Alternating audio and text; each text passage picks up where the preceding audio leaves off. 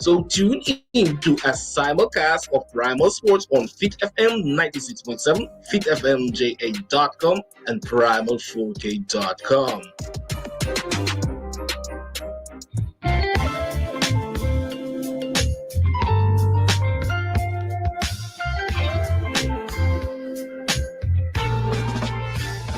For 2 days, the 5 o'clock hour is hot on FitFM 96.7, www.fitfmja.com. Your life, your music with Lady D, Denise Gomez, inside the zone. Catch me on Monday at 5 p.m. for the Monday Drive, keeping you in the know in the city you walk, drive, and reside. And on Friday, yes, at 5 p.m. for Center Stage, the platform where voices are heard and people connect. From abroad to yard, Trelawney, me love on you.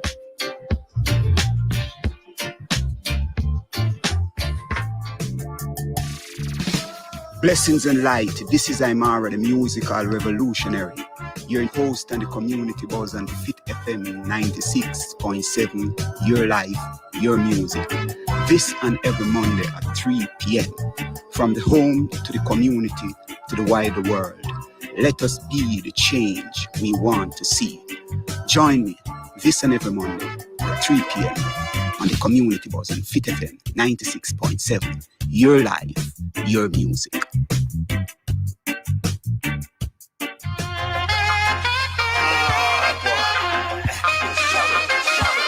Struggle goes on.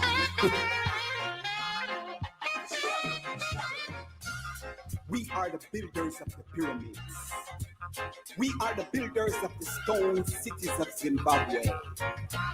We build them White House. We build them factories. With blood, with sweat, with tears. With flesh, with bones. Them use to build them economy. Now them want to con you and me.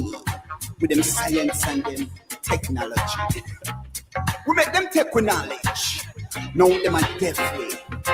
Them are blind way.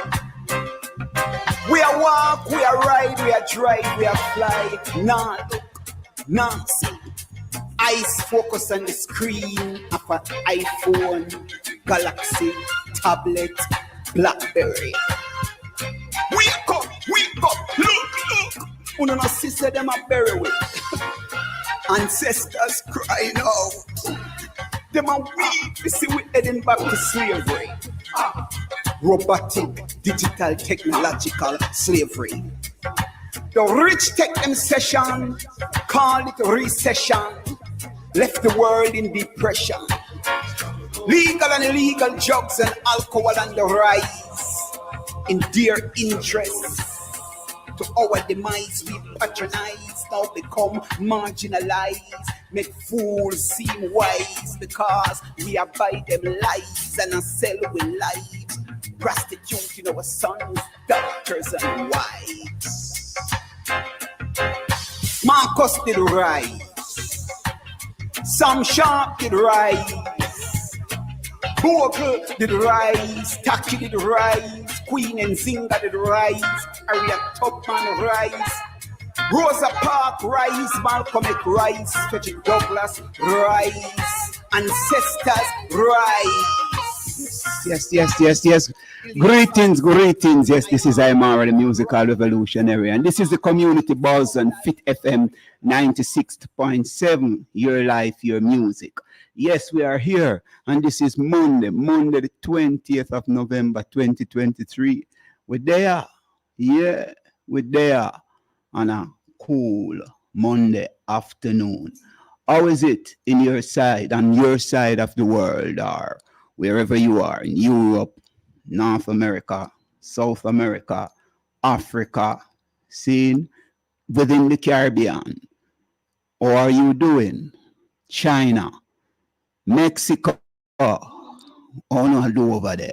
Seeing because Fit FM is worldwide. However, the Fit FM website is under construction, so you can check out us on all the other social media platforms. We are there. And we are also on www.primal4k.com. So link up over there, so if you can't find way on the www.fitfmja.com. Yeah, as you say, we are presently under construction or reconstruction, right? Saying so, we're going to have a guest here. We don't see him as yet, hopefully he will be here soon, but we are awaiting this guest, Mr. Dennis Wright.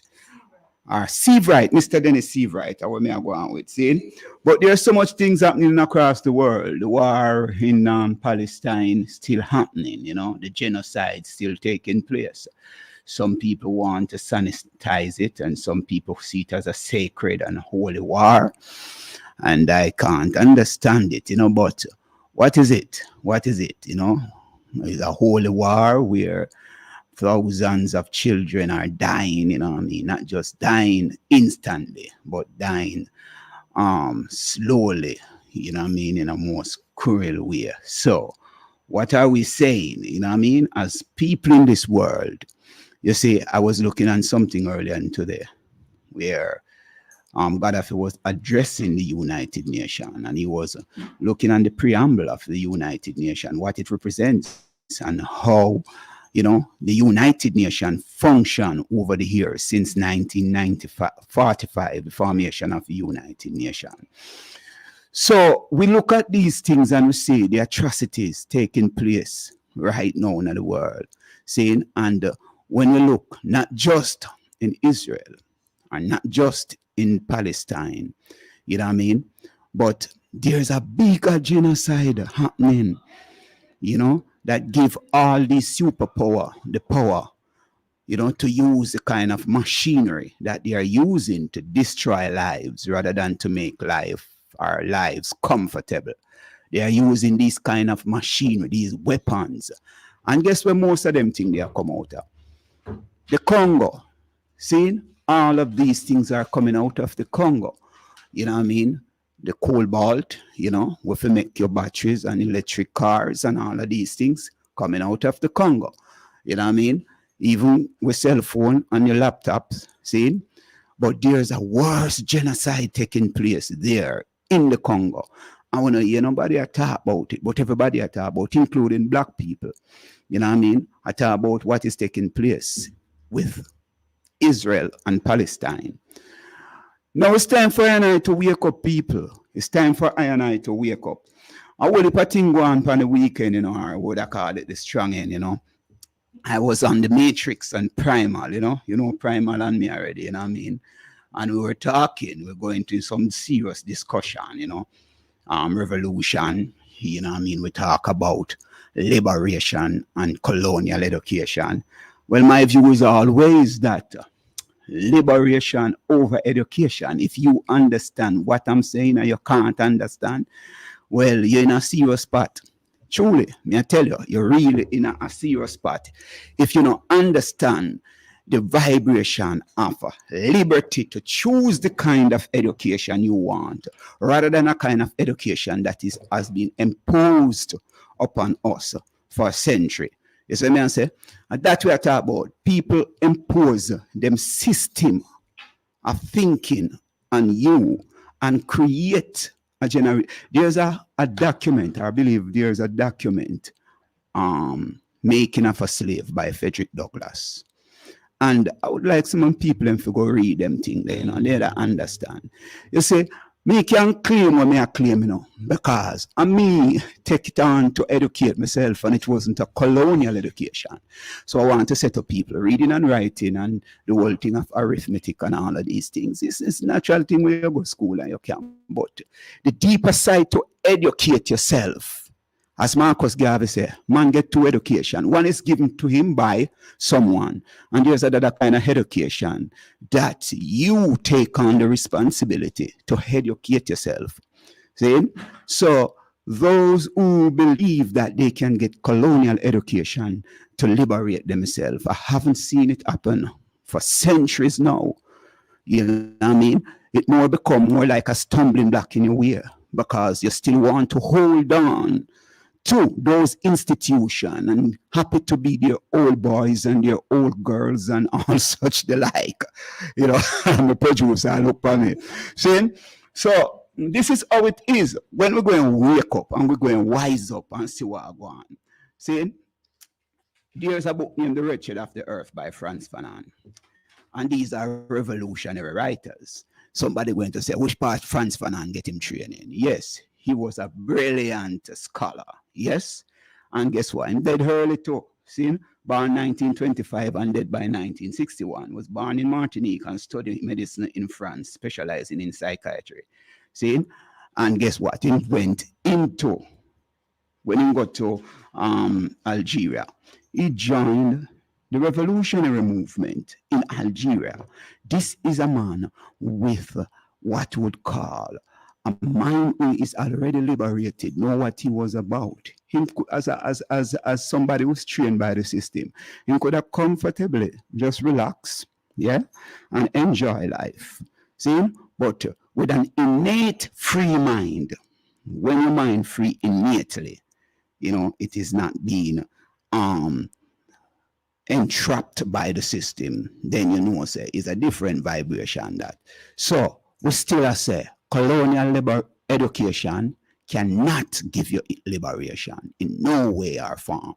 And we see it happen in our own little island, Jamaica. We see it happen in America. The people who always claim that what they want to do. Then they want to claim power for themselves. They want to be integrated in the system. And integration is not liberation. Get that straight. Integration is not liberation. So you might believe, say, yeah, me I make a little money and yada. But let me say something. I want to understand this. This is something I want. The hand that pays is the hand that rules. If you understand, the hand that pays is the hand that rules. So once you have been paid by the system, you're a slave. And I want you to understand that. And who produce and run the production line, and you are just a consumer. This is what we are talking about when we talk about liberation, economic liberation. You know what I mean? This is what we are talking about. Financial liberation. The liberation where the choices that you are making are the choice we plan to make. And you are make them by your own. Like 2030 vision is not our choice. It is something imposed upon us. And then you have Black Nation attack, say, how 2020, you're just expressing the narratives of your enslavers. I must wake up and realize, say, we as a nation, especially African, unapologetically, we have said this, we have to go find a way for ourselves. We have to go find a way. Or we are going to liberate the people who are suffering in the Congos. Or we are going to liberate the people who are suffering in Haiti. How we are going to liberate ourselves here in these islands that they call Caribbean islands. They carried us beyond, and here we are in these little islands. You know what I mean? We know how we are going to get ourselves out because we have been trapped by the psychological system of Eurocentric education. And until we get to the roots of our own self, our innate selves, our consciousness. Because if it is whitewash, it is not the same. Get that? So you could have talked about it come from Kemet and it passed way down to Greek, and then it is not the same. It is not the same. That is the reality. You know what I mean? We have a system that we function, and we call it in some way communal system. In another way, we call it Ubuntu. In another expression, we call it Mahat. In another expression, we call it socialism or socialist. Same, but capitalism and neoliberalism is not and will not going to bring about equity and peace and unity. Once there is a system where some people are being oppressed and the oppressors are the vampires or the vermins who are sucking the blood of the oppressed, there will always be conflicts, just like what is happening in Palestine today. You know what I mean? Just like what is taking place in the Democratic Republic of the Congo. We don't even know if we give it that name because it is just terrible. Raping, murder of children. Slavery continues right there. See? So, We have to wake up. We have to wake up. Well, the guest there, I know we give thanks that the guest is here, but we are go play some music. Me want to read something before me even go to the guest, you know. You know what I mean? From the great Frantz Fanon. And to make some people understand, we're going to read about the bourgeois system and the bourgeoisie. The national bourgeoisie, which takes over power at the end of the colonial regime, is an underdeveloped bourgeoisie. Its economic clout is practically zero, and in any case, no way commensurate with that of its metropolitan counterpart, which it intends replacing. In its willful narcissism, the national bourgeoisie has lulled itself into thinking that it can supplant the metropolitan bourgeoisie to its own advantage. But independence, which literally forces its back against the wall, triggers catastrophic reaction and obliges it to send out distress signals in the direction of the farmer metropolis. The business elite and university graduates who make up the most educated category of the new nation are identifiable by their small numbers, their concentration in the capital, and their occupation as traders, landowners, and professionals. This national bourgeoisie possesses neither industrialists nor financiers. The national bourgeoisie is the underdeveloped countries, is not geared towards production, invention, creation, or work. All its energy is channeled into intermediary activities. If you don't understand that, just always a play middleman. We not produce nothing, we not invent nothing. See? Networking and scheming seem to be its underlying vocation. The national bourgeoisie has the psychology of a businessman, not that of a captain of industry. Let me don't write this up. See? So, if we really want to take control of our economic system, we have to start produce. We have to stop being mere consumers or businessmen or just merchants in, you know. Eh? Well, before we go, we are going to bounce a piece of music from Etana. What I want the name? Arise. Arise, Etana.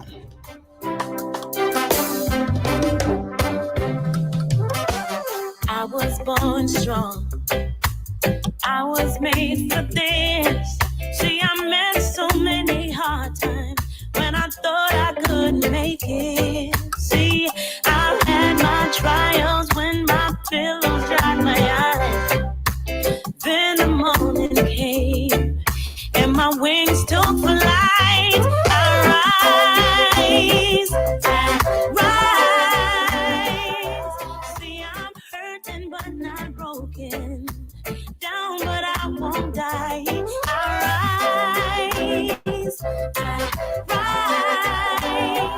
soon I will reach the sky and still I rise.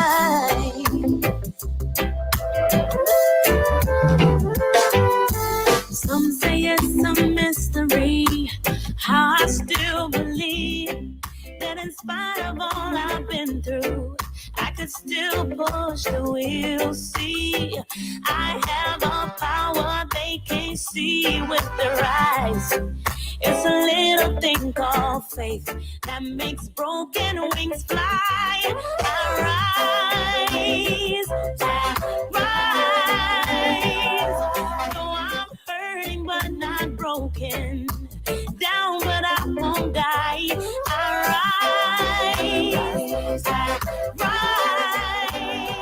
soon I will reach the sky and still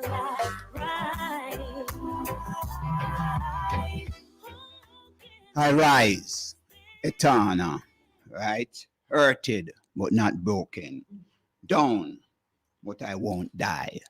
You know, that is the kind of spirit that we need to have within these times, you know, no matter how much we feel hurt.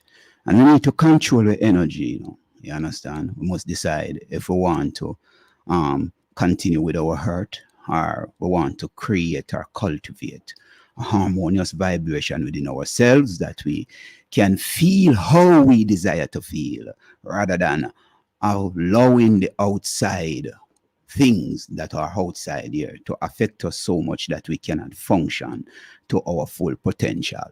You understand? As I said, we have in the studio with us Mr. Dennis Seavright, former president of the Trelawney Chamber of Commerce, and we are going to investigate about what the Chamber of Commerce represents, you know what I mean? And as a president, what was some of his core responsibility. So we are here on this Monday afternoon. Good afternoon, Primal Media 4K. You know what I mean? We're simulcasting on Primal 4K, right? And people, know that you can participate in this program. 876-478-9144. 876-513-6668. That's WhatsApp line. You can call in, and Mr. Dennis Seavright is a Trelawney man, you know. I mean, I put that on you. Are you a Trelawney man? Born and grew up? Absolutely. Ah, great. So that means he's well known, you know, in the communities around, you know. Mr. Seavright, welcome to the Community Buzz on Fit FM 96.7, your life, your music. How you doing, sir? I'm fine. Thanks for having me. All right.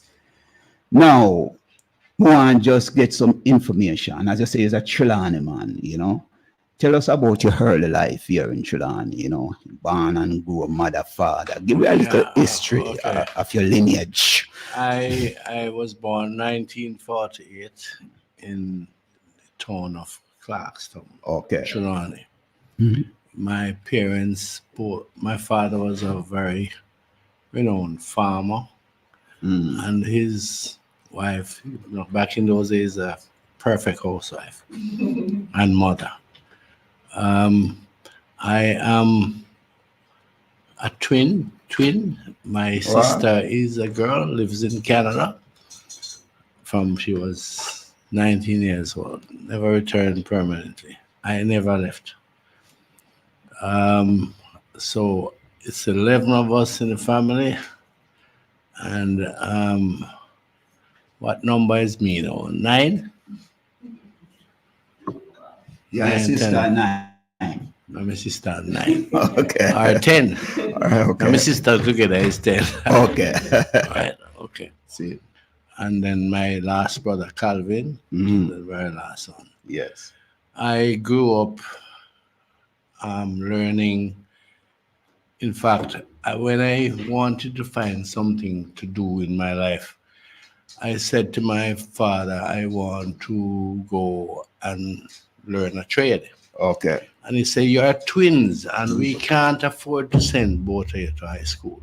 Okay. So you go and stick with me in farming. Okay. I said, no, Daddy, I want to. Him say, okay, I'm going to send you to Long Pond to learn sugar boiling, because the guy that is in charge of the factory is my friend, and he can place you there. I said, Dad, sugar boiling is a dead end. You can't go any further. Where do I do after I finish sugar boiling?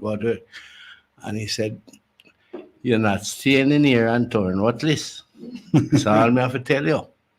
I said, okay. I used to keep company with elders. I never keep company in my age group. Okay. I went to this guy that's an accountant at Long Pond. His name was, incidentally, Dennis as well. And I tell him I want to come to the factory to learn mechanics. And he said, no problem. So I got into the factory, learned the mechanics trade, and then I feel I need to move on. I learned enough there. Yeah. So I went to Kingston. And I worked at Seprod, and a place doesn't exist anymore called Standard Building Products that do fabrication of biogas board. Mhm. I then saw advertisement in the Gleaner for mechanics at Kaiser Bauxite Discovery Bay, Okay. and I said, wait, I need to go back home. This is near my yard. Mhm. So I applied for the job, and I went there, and they employ you. First, they always employ you as a third class. They employed me as a second class, heavy duty mechanic. And after 6 months, I went to the works manager. His name was Manny Dad. And I said to him, Mr. Dad, I'm not staying here if there's no room for advancement. And he says, Secret, what are you talking about? I said, listen, I'm here as a second class, and I am looking at the entire team around me, and nobody has progressed and moved up the ladder from I come here or even before I come here. I'm not staying. Okay. If I don't get my promotion, he say, I'm going on leave for 2 weeks, just hold on till I come back. Mhm. And when I came back, they said, you have to do an interview. Mhm. And I did the interview. The next morning, my name was on the notice board. Dennis Seavright is now first class mechanic in charge of a section of Mhm. the heavy duty department. 2 weeks later, they have some lazy guys, don't want to work. Yeah. Just sit down and chat and play around. When I'm working, I don't leave my job until it's finished. Yes. My boss will touch me and say, it's lunchtime. I said to him, no, it's not. I'm not finished. I'm finishing my work. So when I'm finished, I do what I want to do. Mhm. So there was a ad in the company that voluntary redundance. Anybody want to leave, leave. I was the first one to apply. I did not know where I was going, and I was getting married at the same time. Yeah. So my supervisor called me and said, how you getting married and leaving the work and don't know what you're going to do? I said, listen, I have faith in me. Yes. I can achieve what I want, and I'm good. Yes. I left. Uh-huh. My brother came from England and used a little Comer truck, if you know what that is, old-time truck, very small tipper truck. And I saw the truck and I said, he said it brought it down as a container for his goods. I said, could you sell me the truck? He said, sure. He sold me the truck for £100. And I took the truck and I started working, driving, getting dumping work. That time they were dumping up by Falmouth, the rice project that was conceptualized then. And I built myself from there and earned. Then I went into sales, driving a Triumph car, 6-cylinder, and I have to carry a jug of gas in the trunk all the time. Yeah. I burn a lot of fuel. And I travel from St. Mary to Negril, selling roofing business, in the roofing business. With a car? With a car. Uh-huh. But just to bring it back to, something that is, I would want more human beings, and particular Jamaicans, to understand. Yes. You must have a burning desire for what you want. Sure. You must believe in yourself. Yes. And once you do that and is determined, you will achieve exactly what you want. Yes. Yes. When I started roofing in the roofing business, I then Hurricane Gilbert came. Okay. And when I look around Falmouth, it's only about 30% of buildings had a roof on. It was 1988. That's right. Everybody panicked and running up and down. I had this Bedford truck. I used to buy, doing roofing like GI Industries used to be my supplier. Roofing material. I jumped in my truck and I drove straight to GI Industries, and when everybody, they don't even recover yet from the shock. From Yeah. the So draft. what GI Industry, what was that? What? They produce zinc Okay. sheetings, owned by Matalan. Mhm. So, but I was a customer. I'd sell roofing, so I buy frequently. Okay. So I went in and I wrote a check for $1 million and bought $1 million worth of roofing. I didn't have more than $10,000 in the bank. I called my bank manager. I said to him, I just gave GI Industries a check for $1 million. You have to honor it. He said, Jesus Christ, you're going to let me lose my job. Head office called him and said, if you don't have that money replaced in 3 days, find yourself a job. I said to him, his name was Patrick Whitlock, my friend, still alive. I said, Patrick, just relax. I'm giving back your money in 2 days. When I reached Falmouth, there was about half a mile long of people lining up, waiting to get even one sheet of zinc to cover over their head in their house. The zinc was sold off in less than a day. And I'm talking about vision and being proactive. And, Vision in a crisis. and yes, and don't panic. Never panic. Think. Get inside of your brains and think and move. Action. And I went into my bank manager and I showed the cash down in front of him and said, here is your money, plus doubled. Plus double. Double. Triple double. Yeah. You get you pay him $1 million plus what? Plus about 2 more million. Oh, yeah, sir. Yes. And he called head office. Here, you see, I know my man. But him in a sweat, not you. Very sweating hard. but guess what? Those were the days. Yeah. It cannot happen again. Yeah. A manager, I wouldn't be able to do that. No. Again, the But system has changed. according to what I am hearing from you, that individual was somebody that you know well. Yes, it was my friend. Your friend, okay. In fact, I So you stick up your friend. stick him up.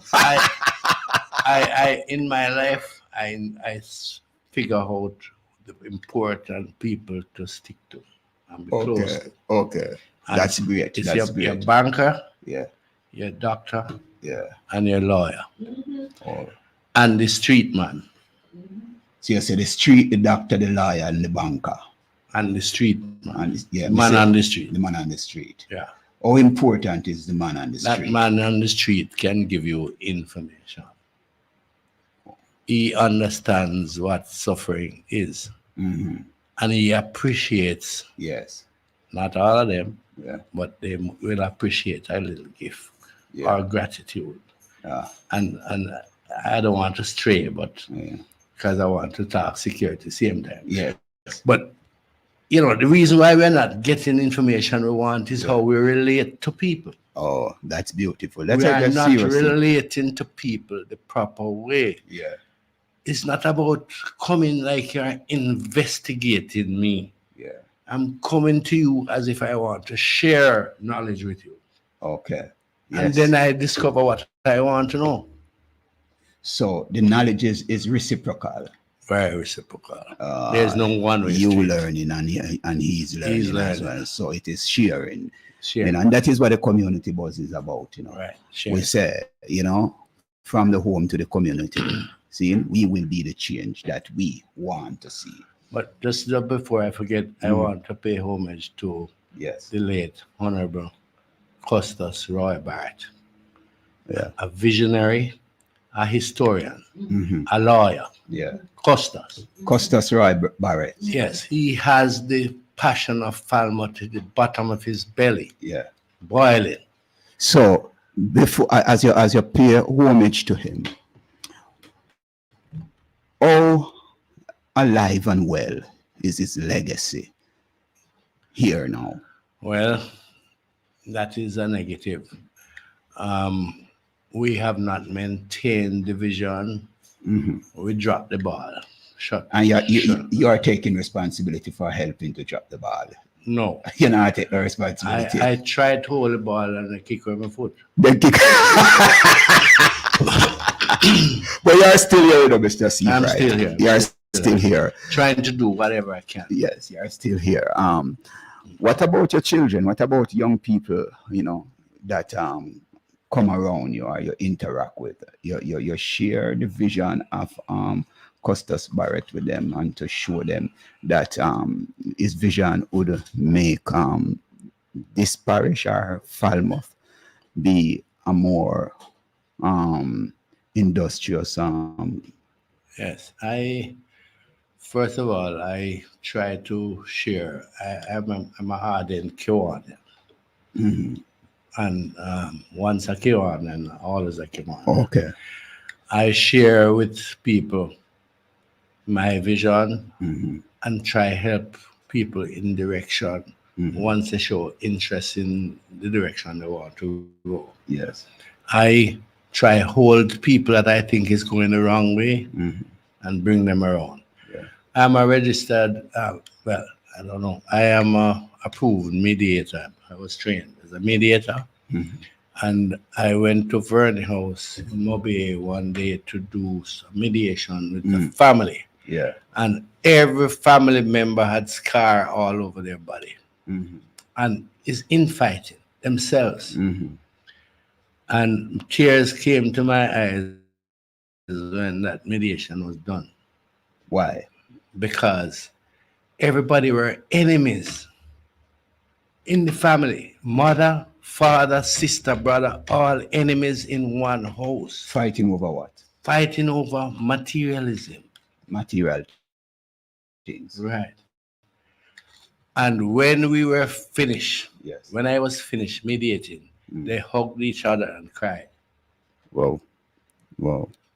So a man like you, Mr. Steve, right, with that kind of touchable knowledge.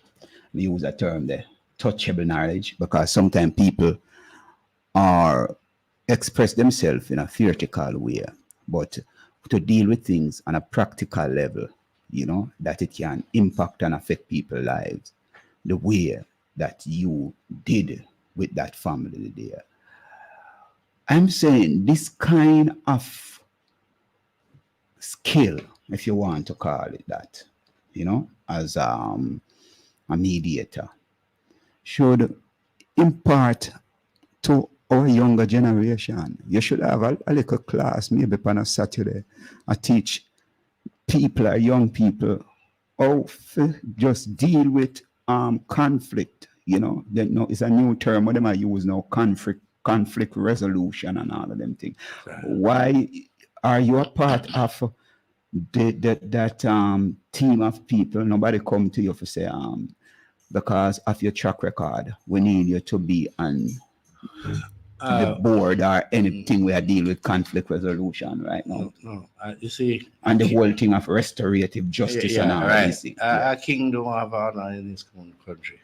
Well, whether in a Falmouth, with your skills and all that thing, I believe a man like you should, whether Montego Bay, whether Hanover, or it could be Kingston, you know what I mean? You see, we are wasting invaluable resources in this country. I told the current Custis, Custis Gentles, yes. My friend, I said to him once, Custis, we need to depoliticize this justice of the peace thing, where people recommend people for JPs because they are aligned to a political party. We need to cut that out. Oh.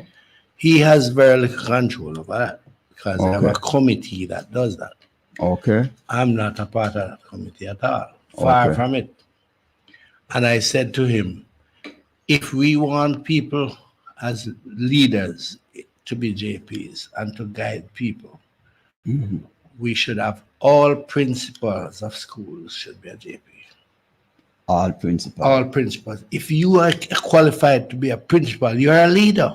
You're leading the next generation forward. Mhm. You should be a justice of the peace. Mhm. You should have that automatically. Okay. A minister of religion, Mhm. a lawyer, Mhm. because I would love to see lawyers as JPs. And why? JPs like me that don't when it comes to law.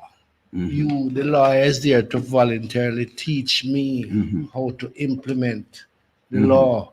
When I go to petty session court, Mhm. I would know what to do because trained lawyers are there in the justice system to teach me. Well, as you say that, pertaining to it a note right now when you say dons like me, seeing, are you? Law dons. Yeah, law dons, and this is what me I say. Yeah. If you are a justice of the peace, you should. I believe it should be a compulsory that you study some aspect of the law, so especially the Constitution. You're Yes, supposed to have some knowledge of your Constitution. I'm glad you touched Constitution Yeah. because we have an opportunity now, Yes. and it won't come again. Yes. This constitutional reform we're having, Yes. I speak loud about it, that government should ensure that every Jamaican We are understands. going to come back to the Constitution reform, but I want to, since we to start this already, as you was the former president of the Chamber of Commerce, I don't want to let you know get into some of that. You know what I mean? As a Yes. former president of the Chamber of Commerce, what was some of your core responsibilities? As a president. The responsibility of a president is to ensure the development of the business community Mhm. and create opportunities for the business community. Mhm. Where there are humbugs and roadblocks for a business community, you need to strategize to remove those Mhm. and do things that enhance investment Mhm. and growth. Mhm. One of the things I did with Roy Bar was to pedestrianize Falmouth. Pedestrianized farm. Yeah, because traffic was driving all around in the town. So not humans walking in traffic. So we said, get rid of traffic out of the town so you have more walk-through customers. People walking to look, to see. When you say traffic, make it clearly vehicular traffic. Vehicular traffic. Okay, all right. So instead of driving through your car and look through the window, you can't even see properly what's in the store. You park and walk. Okay. And it enhances the business community. Mhm. It builds the business community. When Usain Bolt, Veronica Campbell, and Michael Frater had some national record, not international rates, national. Mhm. I had a dinner for them, Mhm. 3 of them, and it was named Trelawney Athletes. Okay. And we motorcade them throughout from Duncans to Saltmarsh back into Falmouth, Mhm. and the dinner the night at the then Trelawney Beach Hotel, Mhm. which moves to Breezes, then is now Royal Town. Mhm. When I was doing it, a lot of my chamber members tried to cold feed the thing and say, it's not going to work. Mhm. I said, well, if it's even me alone, it's going to work. Mhm. And I invited the athletes. I went to the business community for sponsorship. Yeah. We got sponsorship, the motorcade that take them to all the bank financial institutions. Mhm. Financial institutions were happy to give them a Mhm. card, savings card, and all that. And you can see the result of those athletes, particularly Usain Bolt. Yes. Right. There's another thing again. Did that initiative contribute to the whole development of Falmouth? Well, Because maybe your colleagues were thinking along that line. Why did some of them oppose to what you was doing? What I find sadly is that people just don't want to change. Change is a Okay. problem among us. Change. Okay. You don't have any confidence in yourself. Everybody say, and believe me, I hate the word can't. I Okay. don't use it. Yeah. It's a bad word. Can't There's is always a way out, yes. yeah, there's always a way. Yeah. Turn this on. Yeah. Can't talk to you know. The classic one was Yes. I was in the Kiwanis Club and this is about the core of the place, mental state. Mm. I said, we want to have a fundraising. So they said, bingo party. Yes. I said, listen, bingo party is very limited. Mm-hmm. You can raise no more than in that time $10,000 out of a bingo party. That's Yeah. foolishness. Yeah. We want and all the white man, them and the plantocrats. You maybe have to lock it off. Yeah. Yeah. People, Mr. Seabright is on the radio now. It's a bad time to call him. Anyway, we are going to deal with that you can't get to him until 5 o'clock. After 5, you call him, okay? See? So it is one of these things. Yes. Yeah. So I said, no, we need to extract money from those that goes to the supermarket once every 3 months. Mhm. The plantocrats, the white people, we are broke people with a little money, a circle around in one little circle. Let's go there and get some of their money. Because they're not going to give us for nothing. Yes. We want to give them a reason to give us some money. And they said, so what you thinking about? I said, I want to put on a Pirates ball. What is a pirate's ball? Pirates ball is plantocracy kind of stuff, Okay. right? So the appropriate thing to do is the venue must be key. Mm-hmm. I went to Mr. Benton at Greenwood Great House and I said, I need your place as a venue. He said, no problem. I went to the Custos panel and I said, I want you to be the chief pirate. And I'm giving you your pirate uniform you should wear. Yeah. And we choose a very pretty, very black and pretty girl. And we got a black horse. And she is on the horse in our transparent gown. Yeah. And she rode in with the Custos in front of her. And everybody go behind. Those days, dinner was $5,000 a plate. It will be about 50,000 now. You're talking about when? What? That was before 2000. Okay. I was in the 90s then. In the 90s. Okay, cool. Okay. We had a Pirates ball, and it was such a success. When you say success, Money. When you make money. Money make.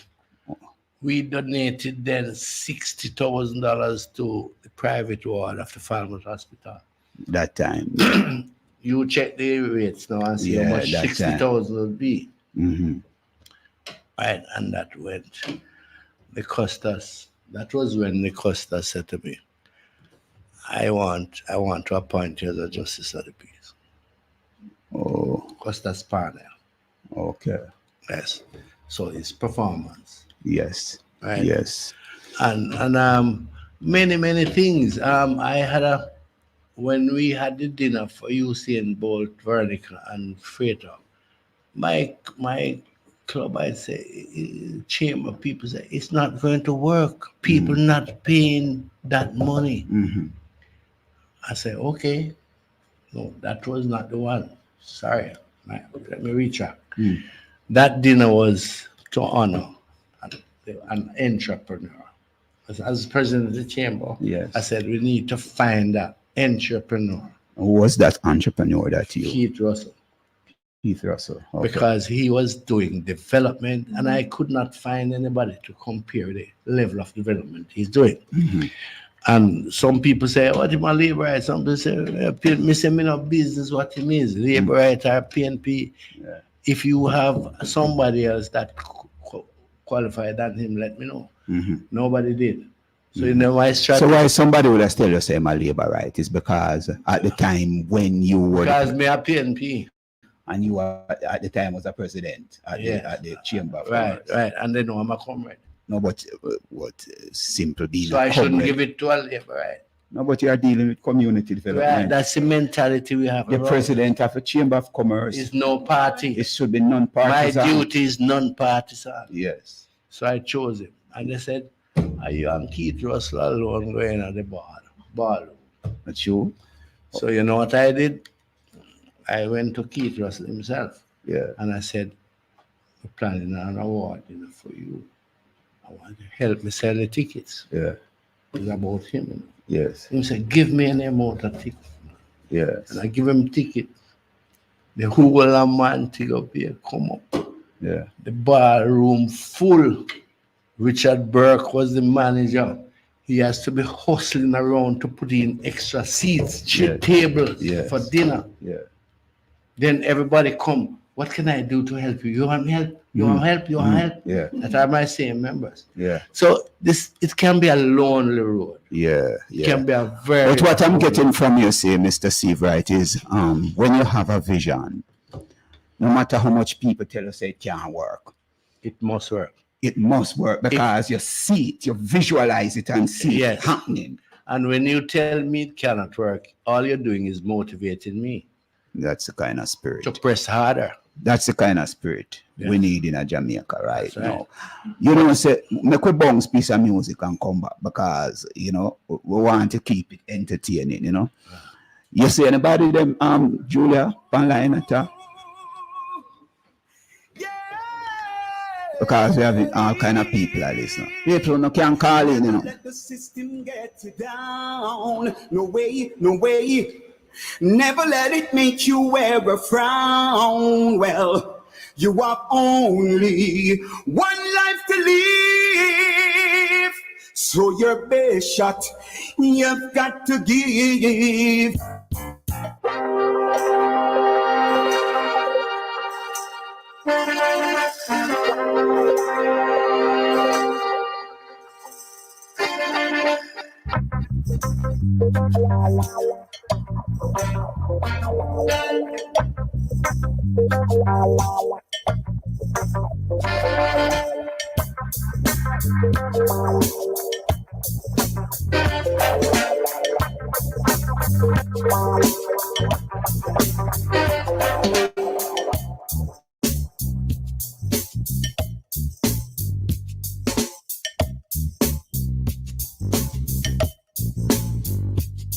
This is a Fit FM 96.7.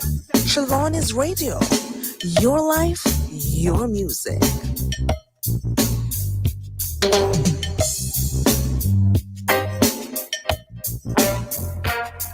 Yes, that's the dub from 10 Feet Tall by yours truly from the album called Voices and Dub, right? We have in studio on the Community Buzz. So welcome forward to the Community Buzz listeners from across the world and here in Falmouth or in those in St. Anne's, those in Top Trelawney, those out in Anova, you know. Welcome to the Community Buzz and Fit FM 96.7, your life, your music.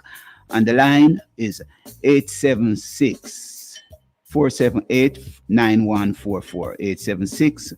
876-513-6668. See, you can call in, you can send in a text, you can send in a voice note, you know, and, you know, making a contribution. We are talking to a prominent individual, you know, from this parish, Trelawney, made significant contribution to the development and the growth of this parish, right? He's a businessman. He's a businessman. You still run business, are you still? Wow. Then you're a businessman, but they're both or not. But you know what I mean? But somebody who, you know, as a past president for the Trelawney Chamber of Commerce, you know, and as a mediator, you know, that's a very important position for any individual. And such skills are much needed in this time. What Mr. Beckford have to say right now? Okay, so this is coming from Patrick Beckford. He's healing up his friend Dennis. And he said, Yeah. okay, he healed up his friend. So okay, let me just say, of course, this is on Facebook. He says he wants you to talk about the Georgian architecture. The buildings have been destroyed under the Chamber of Commerce, and all because of greed and ignorance of the history. That's his comment. You mentioned the late Roland Barrett, who led the efforts for the declaration by UNESCO of Falmouth being a heritage site. What is the vision of the said Chamber of Commerce for the preservation of the history? Can we petition to restore the Water Square to its historic past? Yes. All right, Mr. Beckford. We hear you loud and clear. We're going to allow Mr. Seavright to answer you. But he's no longer the president of the Trelawney Chamber of Commerce. So what you want to say to Mr. Beckford? What I want to say to Mr. Beckford is, having mentioned Roy Barrett, I wanted to say he was the cornerstone for the preservation of the Georgian town of Falmouth. Mr. Roy Barrett, Custis Roy Barrett. Okay. He fought hard for the preservation to the disgust of most Falmouthians. Mm-hmm. Because I think, leave it, don't trouble the building, and the whole building, knock them down. Mm-hmm. He fought for that. I was there with him because he thought how Falmouth could earn tourism funds by having these Georgian buildings. Okay. Sad to say, he's gone. I'm a lone voice in the wilderness. Wow. And the building's going down fast now and going up new brand owned by, my analogy of Falmouth right now is like your guests come to your house for visit and you put your children on the floor and put the guests on your bed. Okay. That is my analogy of what Falmouth is right now. We So prefer to give facilities to the stranger than yourself. If you own a house in Falmouth, they will stickle you. You cannot knock it down. You cannot do it because Heritage Trust have to approve it. But another guy come and just knock down and boom, new brand, American standard for overnight. And there are many, many examples of that. And I don't know what is our priority. No, I wonder what our priority is. I am 75 years old and I am tired. Yeah. I think I've fought enough. Yeah. And I'm not even finding even now time for myself. Until now? I need to. My kids are cussing me. Daddy, it's time you go. Relax. What you really using your time to do now? Why you fighting for with you're in this? Why you still fighting? No. It's about what's in you. It's in your blood. Yeah, but I understand that. So what that energy that is in your blood until today that you don't really have any time to relax? Because when you see things going wrong, you are going to respond. Yeah. And you are going to say something. Yeah. You spoke about I should be a part of this and that because of my knowledge and experience. I went to a meeting one evening that I was invited, and when the people saw me say, away am I go? I'm not getting enough already. Whoa. Guess why I got enough? While during my presidency, I was always on TV and radio. Yeah. And people look on TV and see me and think, him go on like him own Falmouth. While I was there fighting for the parish, that's the comment you get. You get more dislike than like. People think you show off. Oh. You understand what I'm coming with? So it gives me, it's a burden. It's depressing. But at the same time, you cannot keep quiet. Mm-hmm. You have to try to do something or say something. So what I do now is I'm spending a lot of energy with my kids. Yes. My How many children? 5 kids in all. Okay. My favorite girl died at 7 days before 18, Okay. Stacy, Yeah. and I don't want to talk about it. Yeah. She died 20 years. Okay. But I teach my kids to be independent. Mm-hmm. Don't expect nothing from me. Go work for yourself Yes. and achieve.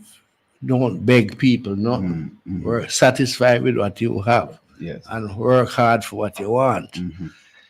You know, and there are other kids that I grew up. Some of them go university, go college. Some of them I work at bank now that go come to my house. And the parents couldn't afford school for them, and we send them to school. Yes. My wife, deceased wife, and I did all of that. Mm-hmm. All right. With all of the contribution you made over the years, and looking at Falmouth today, and seeing the condition, what you feel could improve in Falmouth as you look? What are some of the burning issues that whenever you drive through Falmouth town, you see some things where you say, you know, this should have fixed years ago, and this need to be done now? What is burning me is our sewage system. Before there was any, you know, that I invited Michelle Page, president of Caribbean, Royal Caribbean, to that dinner at Trelawney Beach Hotel. And she asked me, why you invite me and you don't have a cruise ship here in Trelawney? That was years before we even conceptualized. What her name, Michelle? What? Michelle Page. Okay. She was the president of Royal Caribbean, and she came and she said, you have vision. How come you invite? I don't think I'm the appropriate person to invite. I say, yes, it's the future I'm talking about. Mm-hmm. And here's the pier. But we messed up. The pier needs us. You come into my land and you want space from me, Mm-hmm. I must put down conditions for you Mm-hmm. to be a part or to get it. Mm-hmm. One of the primary conditions is that we should have a proper sewage system.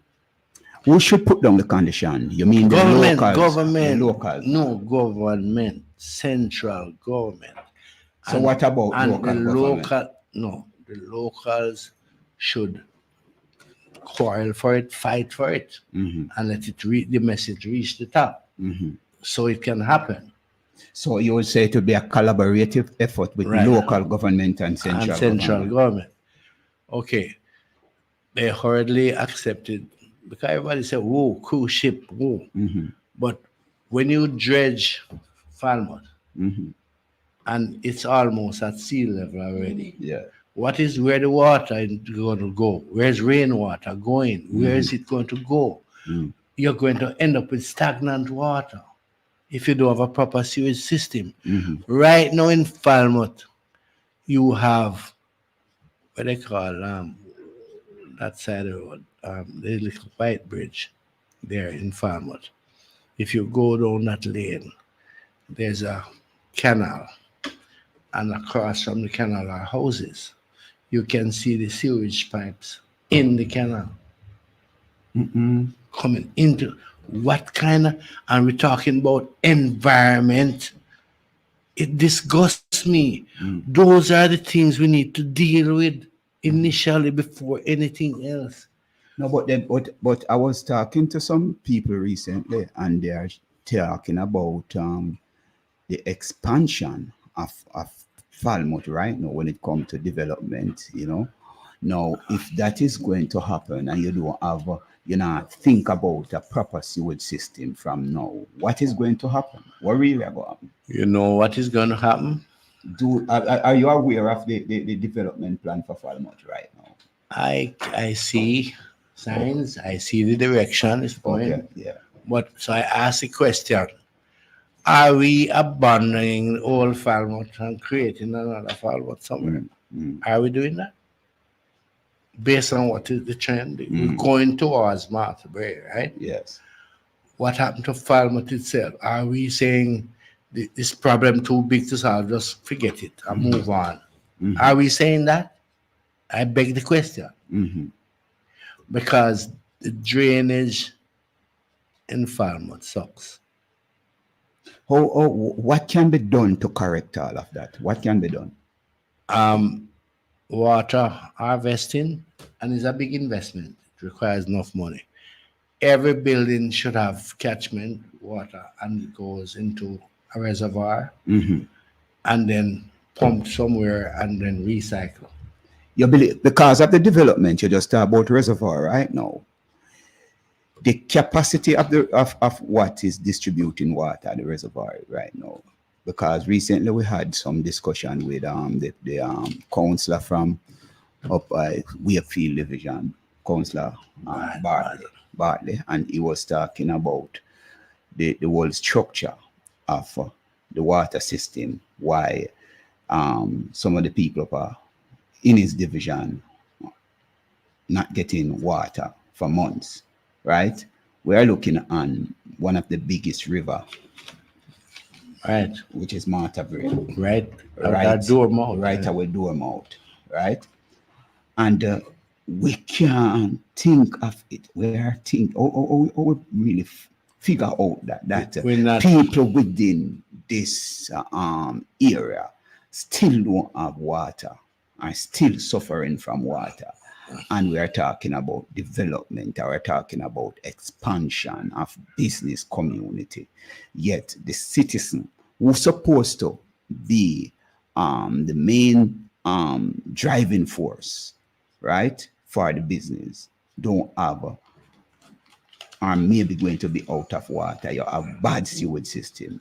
What are some of the things that we can put in place at this time, Mr. Seabright? Or we can mobilize the people to see the vision or look in front of them to say, we need to sort out these things first before anything happens. With the voice of the people.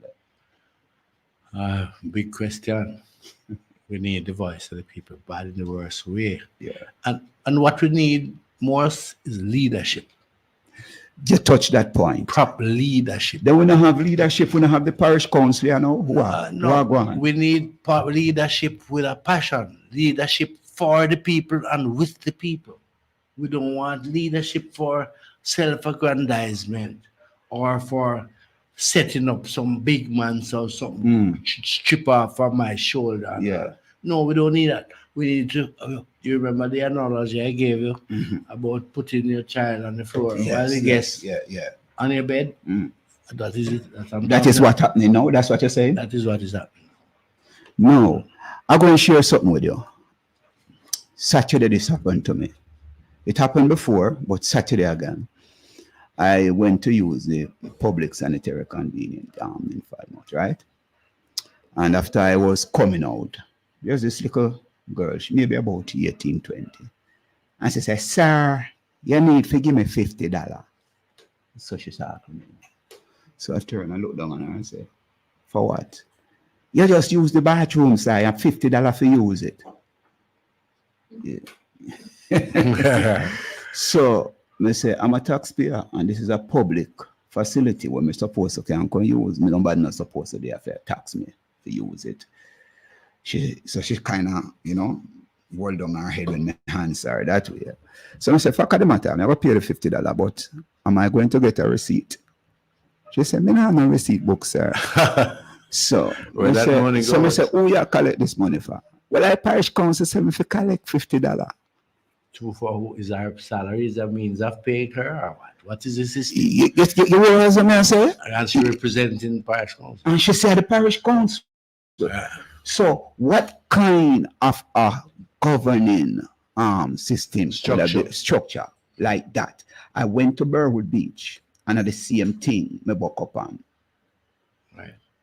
The man said if you need to come inside and you don't have an ID, a Jamaica ID, you need to pay X and X. So I say, all right, I'm going to pay X and X. You're going to give me a receipt. Him not no receipt book. So, where the accountability, how much money make a day? Who get the money? The person who collect right there. So, where them a collect it for? If I even if you buy toilet paper, there must be some form of accountant. Track record of one. I not even, when you bring up Broad Beach, that's the next burning point for me. Broad Beach was there, and I can tell you, Broad Beach is the best beach in Jamaica apart from Negril.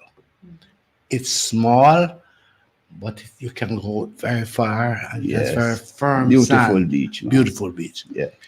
During my presidency, Roy Barrett and myself made a proposal for the development of Broad Beach. And if I just tell you quickly what the proposal was. Yeah. Lease us, the business people, Broad Beach. That is the parish council talking to now. Okay. Lease us the Broad Beach, and we are going to put in the minimum 24 toilets. We are going to put in restaurant that sell all kind of Jamaican and food, including Chinese and Indian food.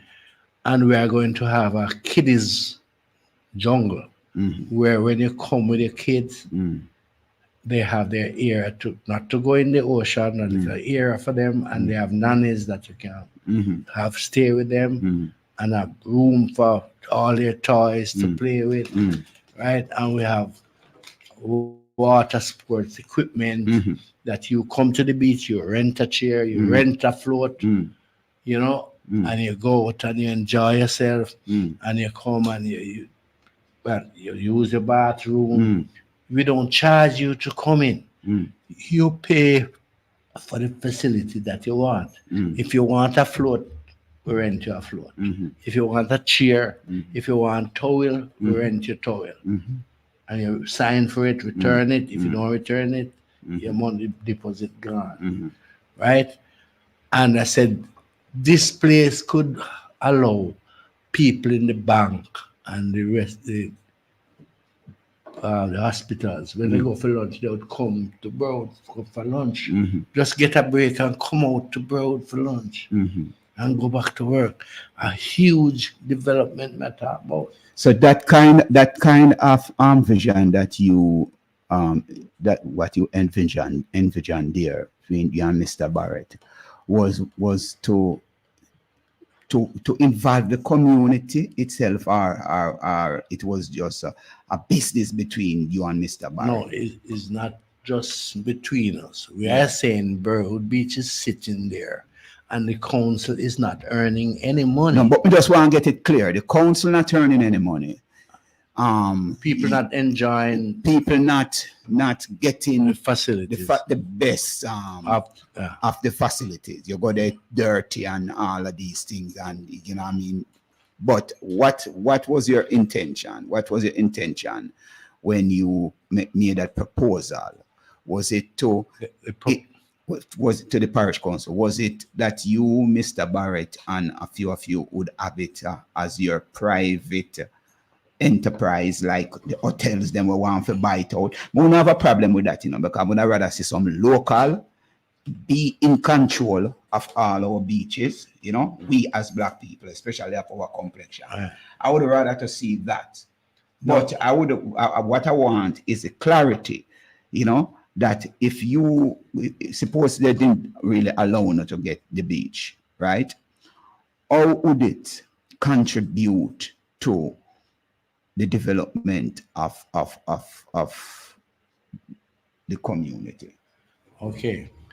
Number one, our proposal entails that no charge to come to the beach. Okay. Anybody can come there. Yeah. But if you're using any kind of facility, you pay for it. Yes. If you want to go use the bathroom, pay for the bathroom. You want to shower, you want sport equipment, water sport equipment, you have it. If you want a toilet, you want a chair, you rent it and keep it for the day. And when you go in, you return it. And we give it to you. Oh, you want a lawn chair, here's a lawn chair. We have the area for kids where you can keep nannies that take care of kids. So this will be private investment. Yeah. And what is alarming, we offer to give the council $1 million cash upfront before we even begin the project. Okay. And they can charge us monthly how much that we have to pay them each month because we see it as a cash cow. Mm-hmm. We want it to look like Puerto Rico, Mm-hmm.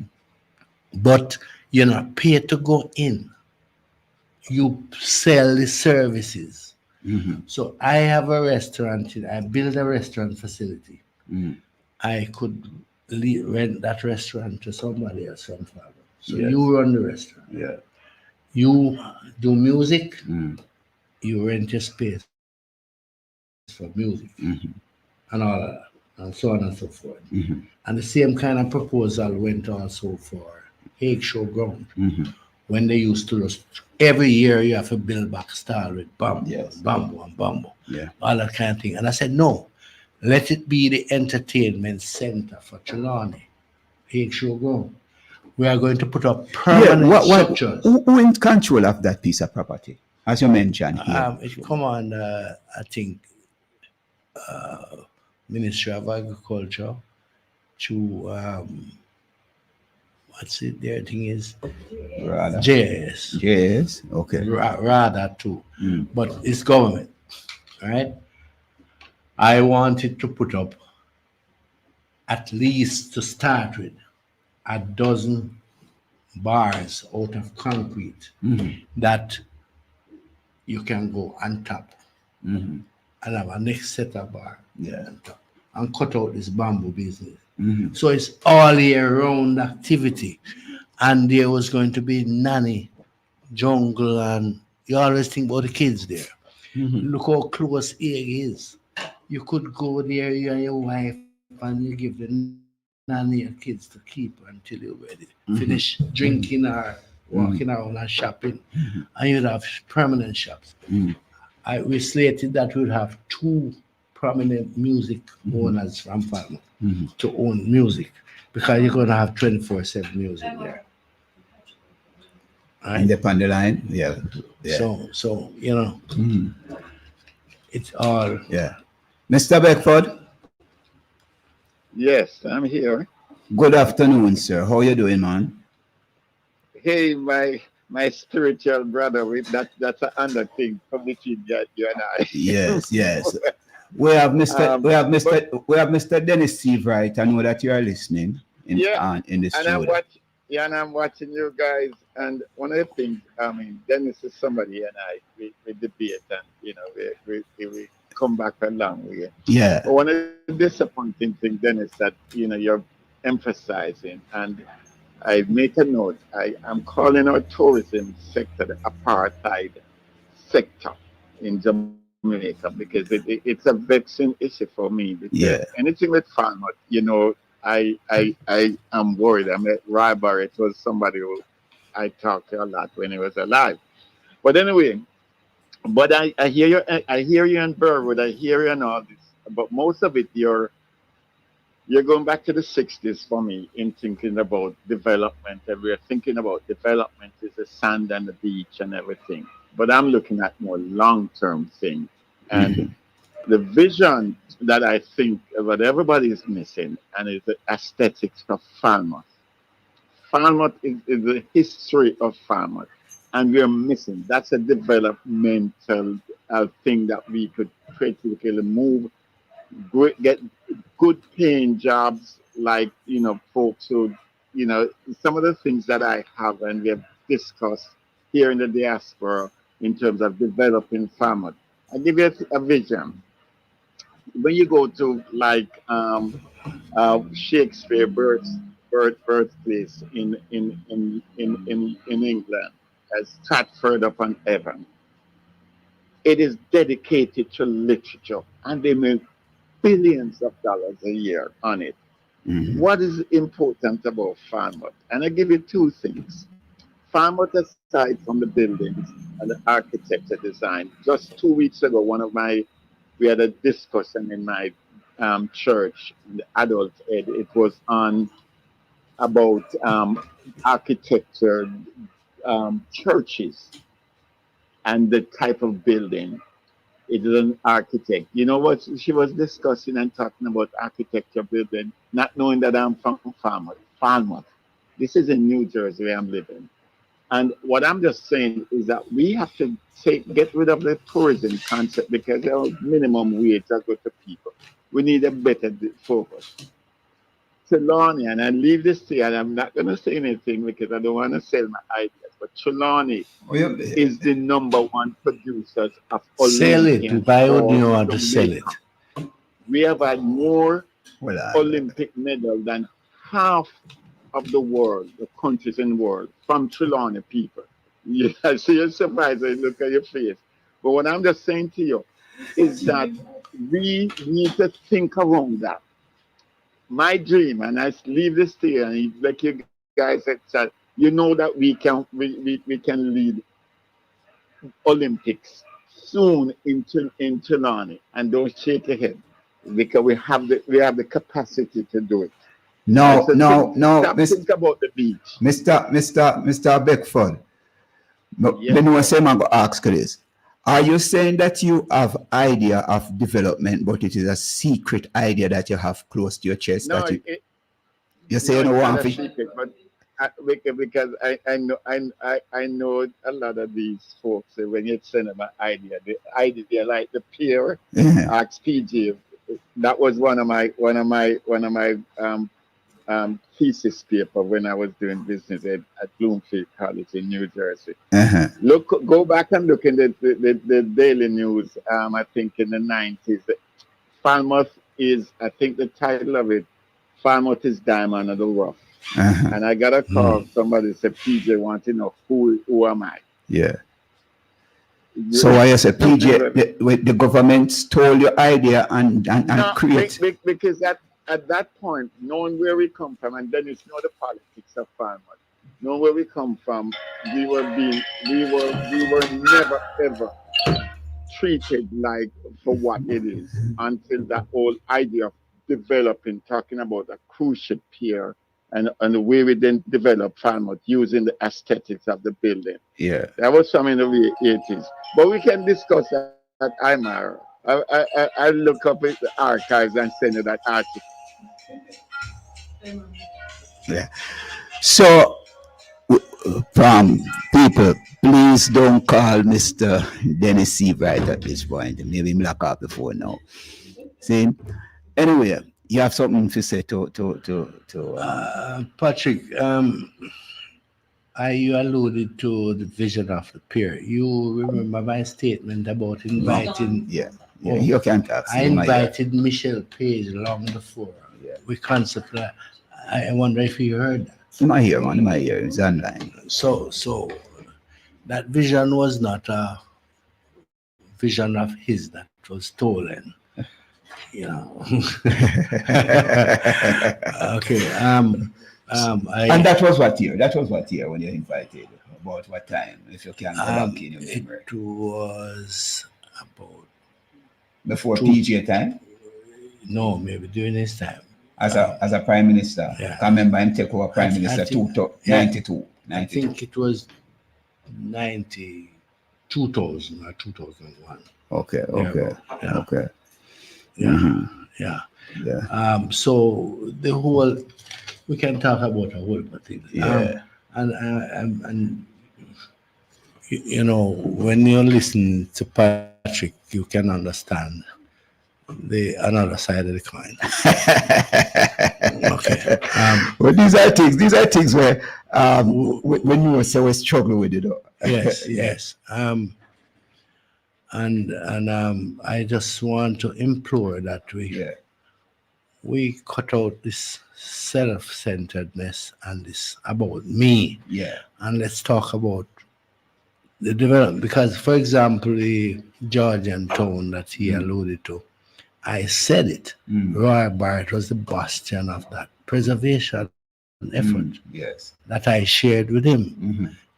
So I hope Patrick recall or rewind to hear that. So we understand the value of the Georgian town. And it's my disgust that is what the trend is what it is now.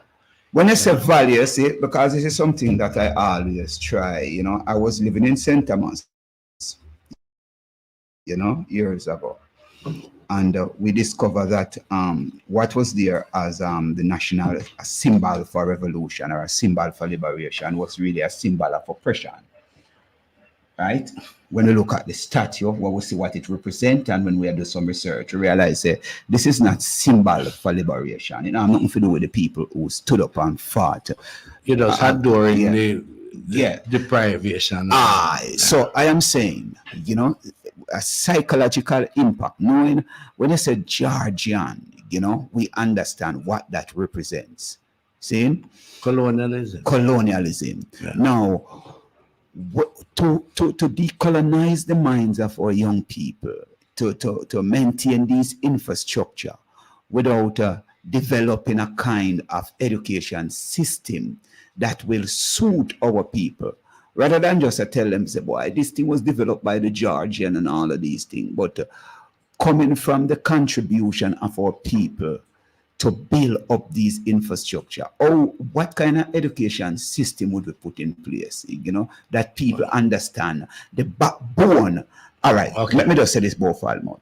What we call the main town of Trelawny now, before it named Falmouth, or William Trelawny in the 1700 come and I don't know how he get here, so come capture the whole of Slave master.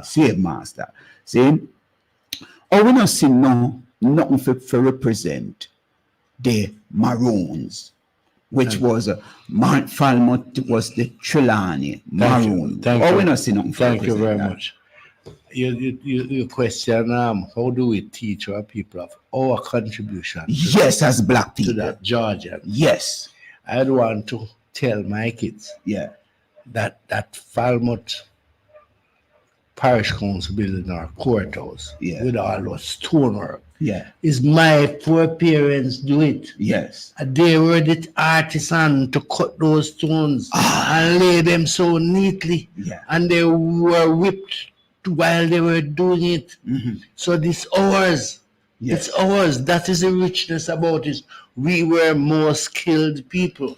There is where we want to take the education. Right. And that is what my kids must say, whoa, my great-grandfather was a genius.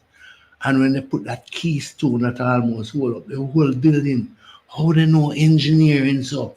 Engineers. Yes. They were. Yes, talking on the mic, Engineer at the best, the epitome of engineering. Yes. Those old slaves could do it. Enslaved, because we don't want to call the people enslaved people. People. Because we came here as architect, we came here as masonry, as masons and all, So my emphasis on Georgian is the artisan work that my foreparents did. I am trying to highlight it, and I'm preserving it for my kids to see. This is what your great grandkids did. Yes. Okay, I'm getting you now. Not that the white man own it. Yes. Or he or Mr. Thorpe. Yeah. But because it is Georgian, say, well, them have what you would call they patent what we have created. They have robbed what we have created. How we can instill in the minds of our children, say, these infrastructure, these ideas, these creativity that you see around here, this is from us. How is it that we are going to reclaim all of this? We are talking about reparation. We are talking about constitution reform, which we really want you to touch something on it because the time just move fast. See, all are our children, because as you say, you're 75. We see what are going on in Jamaica now. You not even just talk about literature and reading. Our young people don't really read again, No, it's the telephone. It's the phone and TikTok. So everybody look. And what them look on is half nakedness. Excitement. And drinking liquor and gossip. So the whole thing of developing self, and expanding your knowledge aren't there like in your days. And we say, I believe a lot of us drop the ball, but we don't instill this kind of thing in our children that they must read and take pride. Parenting. Even that's is a key. Yeah. And it's not just parents in the house, parents in the community. The community. How important, as I said, parents in the community, how important is community? One of our reasons for the hiking violence and that trend is that the days when I feel responsible for your son is gone. If I see your son doing something wrong, I say, hey, don't do that. I'm going to tell your father. And if I tell your father, he's whipping for you. No, if I do that, your father come and say, why you trouble me picnic for? That's the thing, Yeah, that's right there. Yeah. And he want to chop you up for chat to picnic. That's So, the thing, yeah. and the picnic look why you say, you are my pa? Yeah. Not only that, but just know say if you gone outside, you could have take the youth them and have over me yard and watch TV and protect them till you come back. Right. Right now we don't even want to trust nobody because so much tell you. pedophile about the place. I tell You have to be careful with the little boy them, not just your girl, but the little boy them. Yes. Right? Yes. So Mr. So Seabright, Constitution Yes. reform. What is your views on all of that? Okay. Number one, if we are going to educate what Jamaican people about the Constitution, somebody up there need to simplify the language. If you take up a law book now to read it, when you finish it, you understand none. And you have to be a lawyer to understand it. One word make a difference in that book. So I need it to be simplified so that the school kids, the man on the street can read it like I'm reading newspaper and know what it means. But the lawyer going to tell us you put him out of job. No, me no lawyer. I can't. No. I can't because guess what will put him out of job more. You can go on the internet now and type in a problem and it answer a problem for you. So you have lawyer up on the internet. So we can go fight that. No. I am saying I read some couple of lines that my lawyer wrote, and I forgot to say what this mean. You understand? But the root of it is Jamaicans must be made to contribute to the transformation. Don't politicize this thing. It's no referendum thing. You don't believe in that. Because if you do it, referendum, constitution, all right. Republic, yes, republic, no, it's foolishness. Because me, you vote for my party same way, and you vote for your party same way. You're not achieving the objective. We want to say, Jamaican, you understand, and until they understand everything about it, don't do it yet. You believe the Constitution should be taught in school, and of course. And what level would you start it? I would start it at the high school. Secondary level. Because it's a Wolipa. I agree with you with Wolipa that. level. I would some basic part of it. You would start at the primary. So basics. Yeah, that at least the children them know them constitutional rights and some. So him can do in pre-university. That's a too. If you want to go to law, him have a curriculum like high school. Him can take that subject. I want to do constitutional stuff. So me go classes and me have a teacher who teach that. But can we afford that teacher? But it's like ruling in your house, Like you as a parent, you laid out certain rules your children understand. And also you must adhere to these rules in your house. I believe the Constitution would be something that represents that. Right? Meaning that, you know your rights. You know when somebody violates your rights. You know when the police stop you. The right things to say and the right thing and the thing not to do, right? Even this basic thing. But when you look on the mindset of our young people today, you know what I mean? Because changing the constitution is one, but what about our behavior? Even right now as we speak, we see where constitutional violation is taking place pertaining to the we call the SOE, state of emergency right now, because the court ruled that it is violation, yet the Prime Minister decides to continue with another one in a Montego Bay. When we look on these kind of violation from leaders violating the own constitution that they swear or sworn to uphold, see? But now, you see, they are doing otherwise, because the truth is, you can't use SOE to fight crime.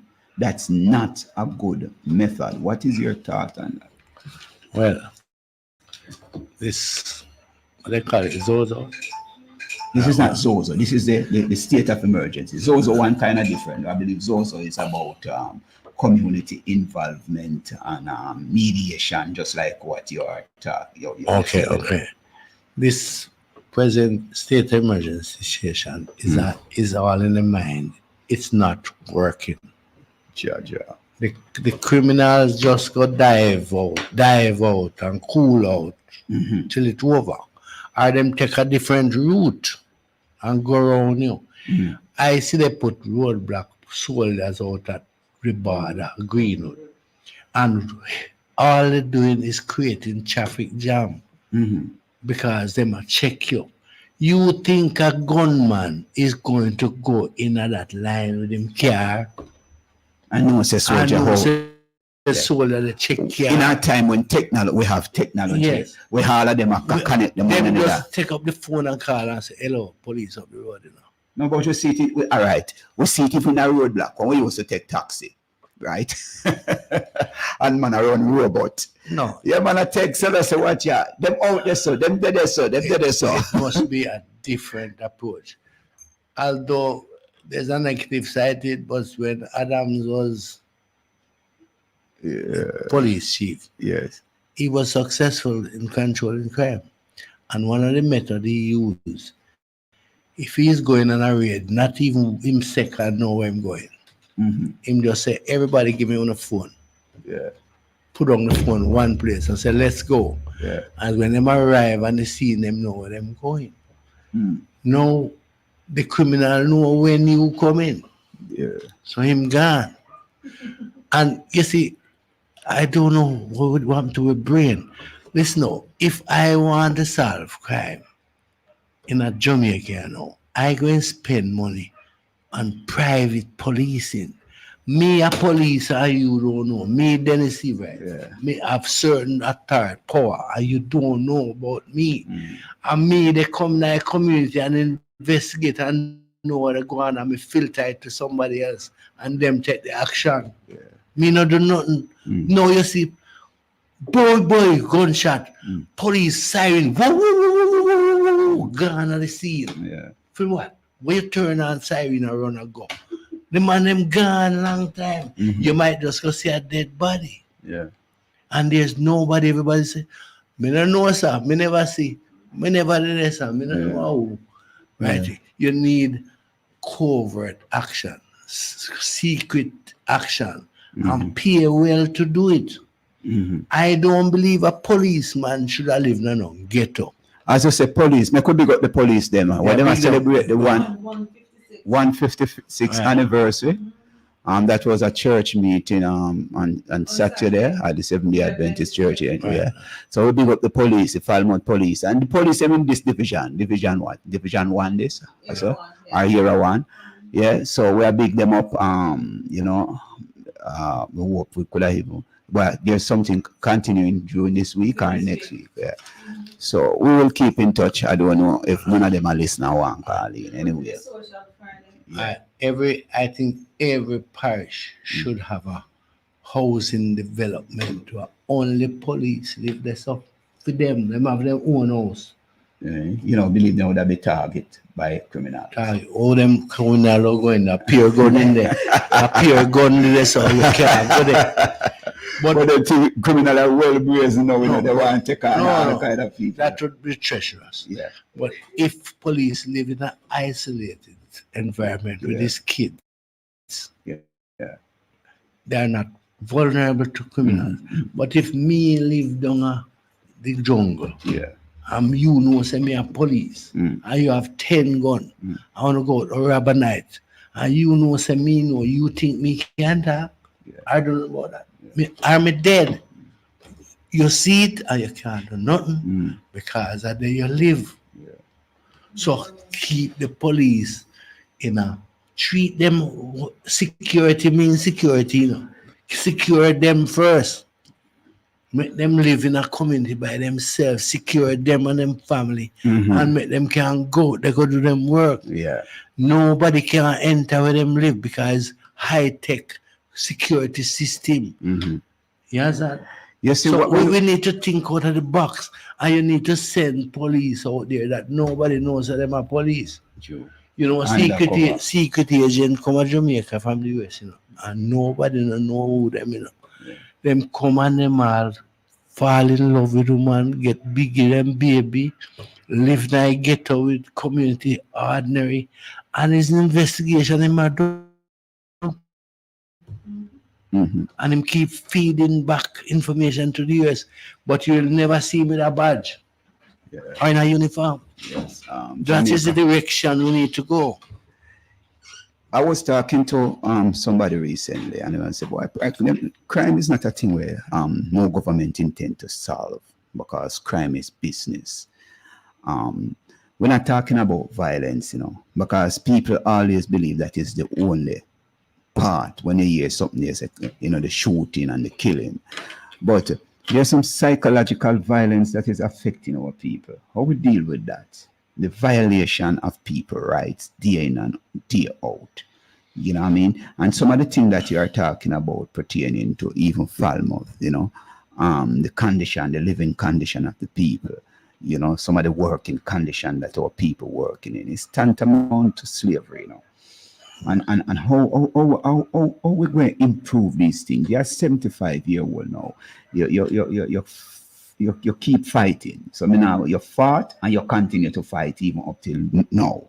That's why you're there. So I can hear the passion inside of you. I can feel your passion. And see, say, you before you left here, I would have even like to see something where you feel good, say, the people them can inherit something because some changes made or about to make.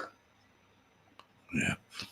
So what we need, as I repeat, we first need committed leadership, and emphasize committed leadership for the people, not for self-enrichment.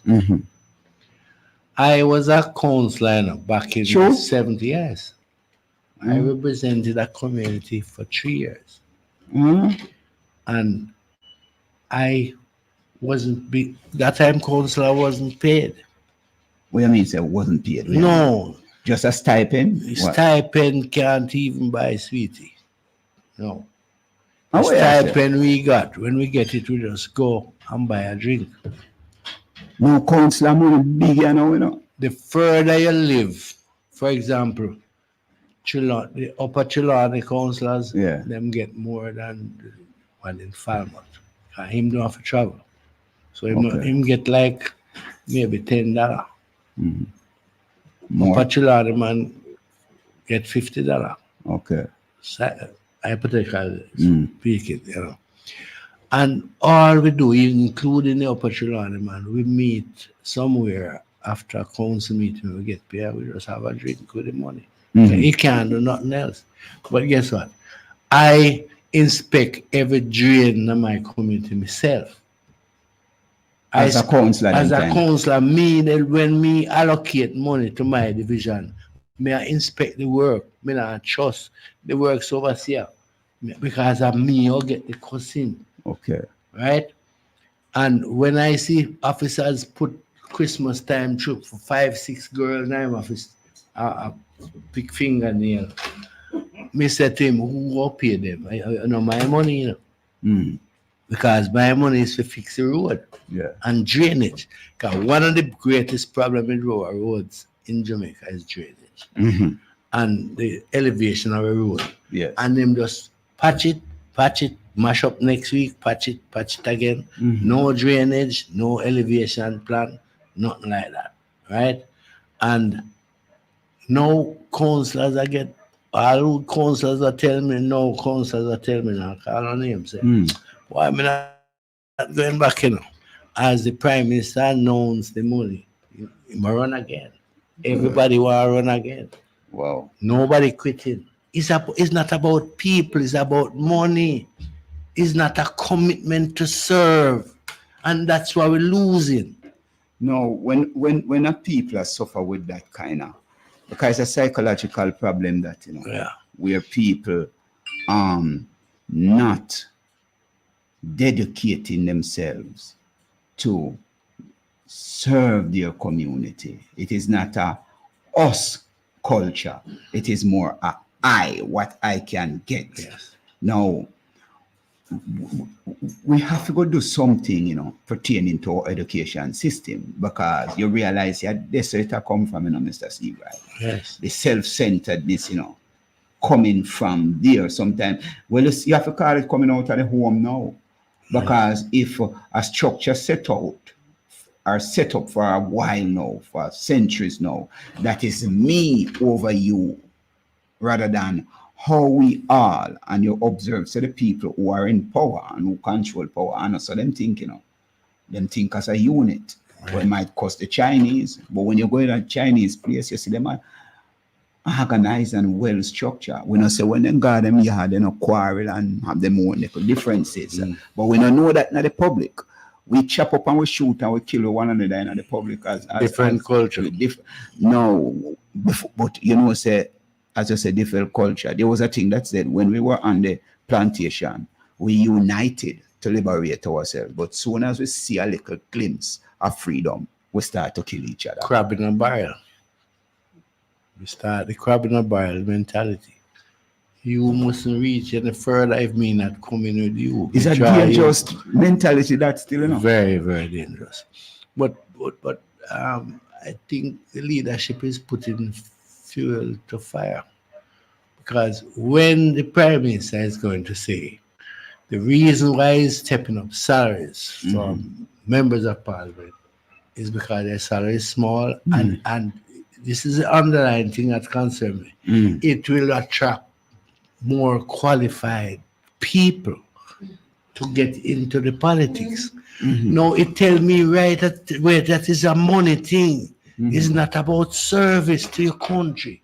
It's about how much money we can get. So I am a lawyer and a way and a doctor. And when I raise it up, I say, but you better me go into politics. Because when we go into politics, I pay big, and when contract around my constituency, me have to get something from the contractor too.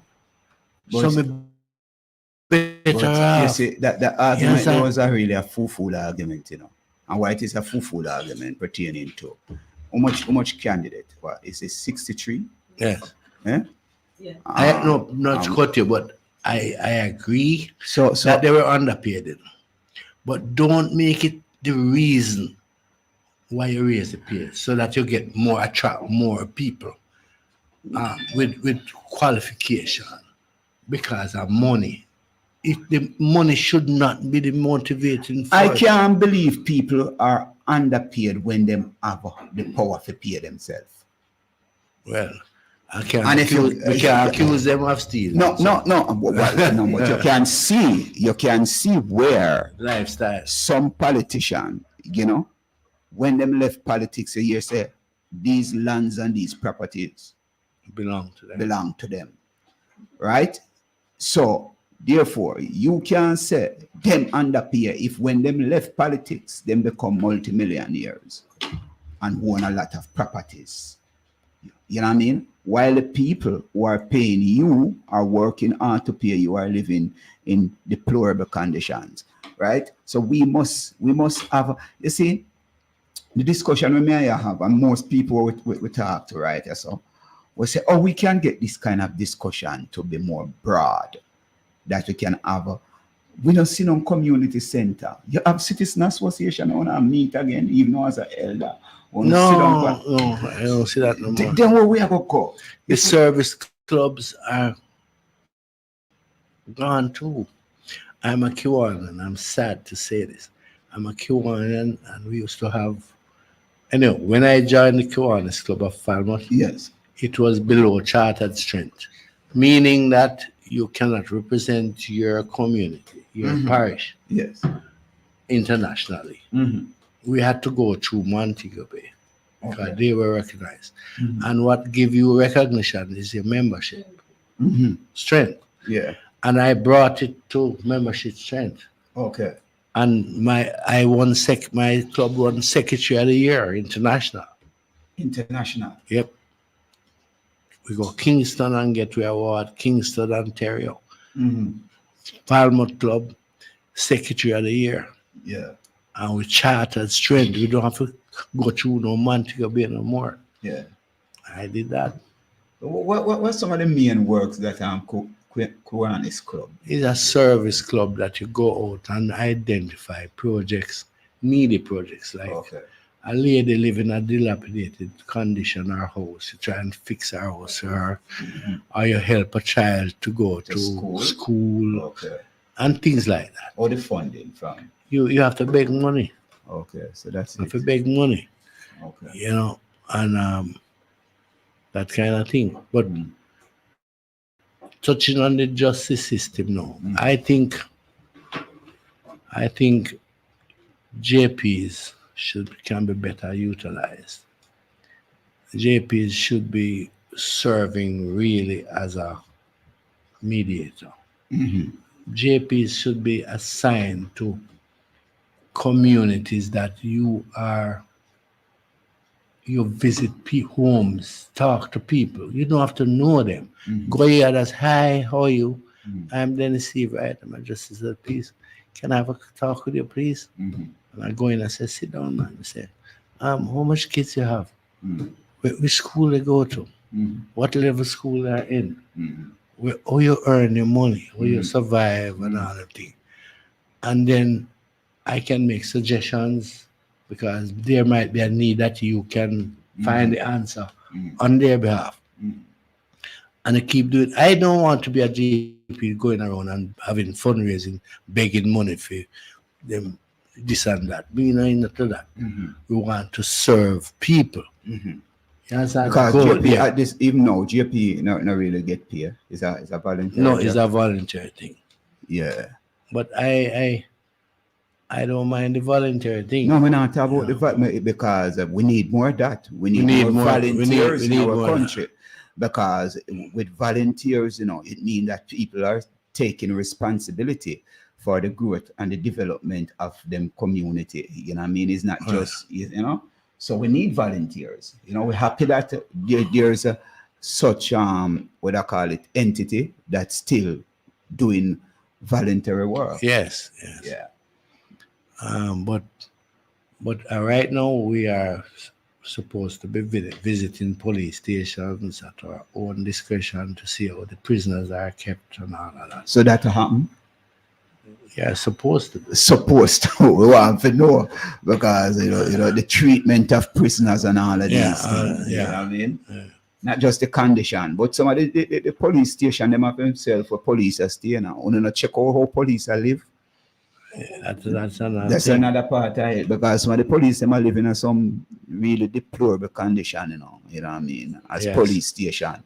Recently, since the flood, I don't remember which one of the station I made the police, they must say the whole of the place flood out. Or we allow them thing there, Well, crime fighters. What is our emphasis? That's why I say give the police in one community that is respect for the position they hold.